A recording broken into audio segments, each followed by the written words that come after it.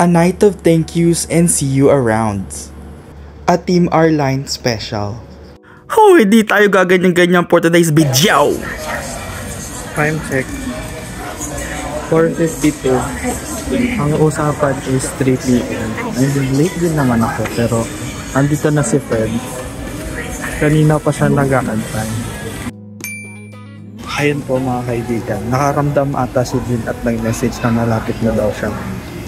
Time check. 4:55. Hello guys. So dumating na po si Jin. Dumating na si Jin. And time check po. 4:59. Yay! Ako saban! Ako saban 3! You know, sa 8 to 9 hours na nagsistay tayo sa office, hindi may iwasan na parang pakiramdam natin yung office is yung pangalawang bahay na natin. Pati yung mga tao doon, nagiging pamilyar na sa atin at minsan, itinuturing na din nating pamilya. Naging kasama sa mga tagumpay, kadamay sa mga problema, kabiruan, at syempre tulad ng isang tunay na pamilya, may mga hindi pagkakaintindihan. No, yung sinasabi dito. Yes. Pero ang mahalaga doon, nagkakapatawaran dahil mahal namin ang isa't isa. Di ko nga lang sure kay Jean. Today, samahan nyo kami sa The Grounds Resort sa Antipolo kung saan namin gagawin ang aming, sad to say, huling team building as a team.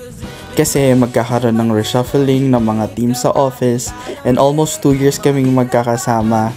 So, yeah, medyo sentimental lang araw na to. And thank you Jay and Mia for organizing this team building. Sila talaga taga-asikaso ng mga team building namin. And ang ganda ng venue na napuntahan namin. I was just like so amazed like with everything. Like Instagrammable. Yung like almost every nook and corner of the place. Ako lang talaga yung hindi Instagrammable.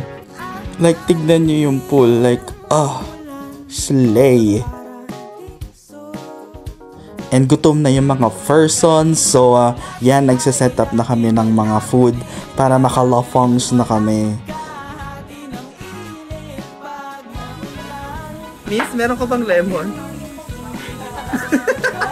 Pati lahat kami tinanong namin, anong pinaka-excited ka na mangyari ngayong team building? Actually, ganun. Oo. Sa lahat. May umiyak? And true enough, may mga umiyak na. Pero yung kaldereta ni R-Line, shit, to die for. And also, thank you din, Earl, sa iyong pa-dynamite. Grabe, sobrang cheesy. Ang sarap.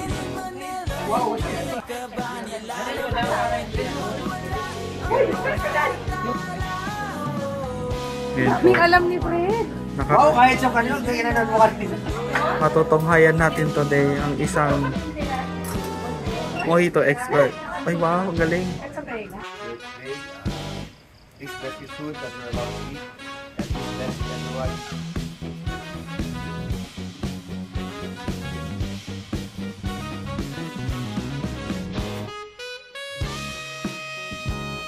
Ayan, picture-picture muna sa ating mga August and September celebrants.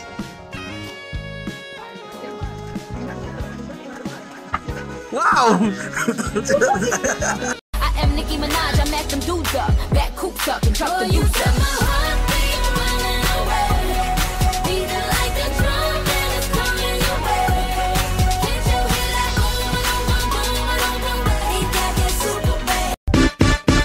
You got that big, big bubble butt, better keep my mouth shut.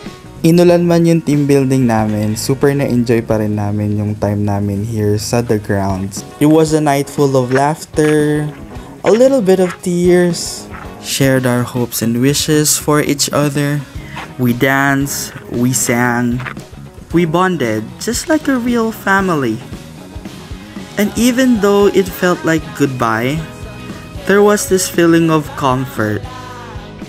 You know, the comfort of knowing that even though we're not gonna be on the same team anymore, that we will always have each other's backs.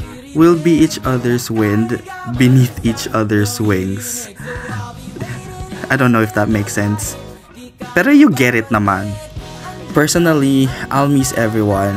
Although alam ko naman na may possibility na meron pa rin ako maging ka-team sa kanila.